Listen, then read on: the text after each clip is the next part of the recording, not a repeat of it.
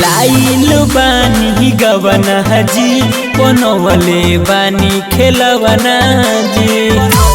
ओहो जब से लाइल बानी गवना जी बनवले बानी खेलवना जी। सुनी कहनी बड़िया नसनी साड़ी राजा जी। चुहु चुहु गड़ता चुमा लेबे मेरा उर दाढ़िए राजा जी। तो चुहु चुहु गड़ता चुमा लेबे मेरा उर दाढ़िए राजा जी।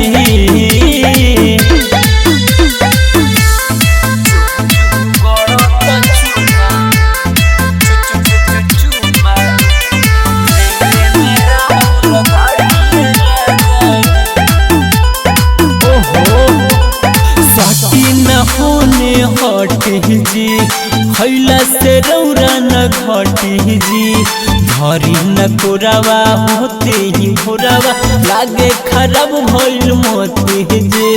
एकदम दिन छोड़ कर रख देता हटी सटी न होने हटी जी खैला से रौरा न घटी जी। होते ही भोरावा धले नी कोरावा लागे खराब भइल मोती जी। पगलाइल बनी का जी पहरो नय ऐसे लागता जैसे खइबा झाड़ू ये राजा जी।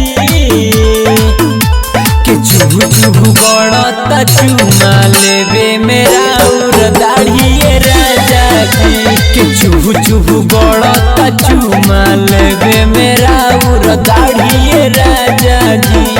मान जाई ना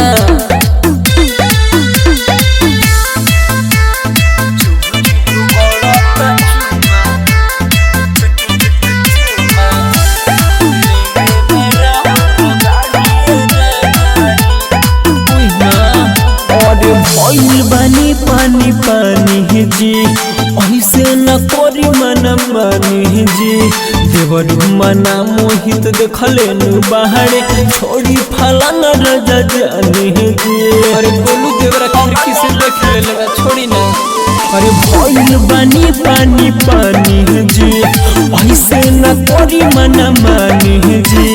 माना मोहित देवरा देखले नु बाहरे छोड़ी फलाना राजा जानी जी।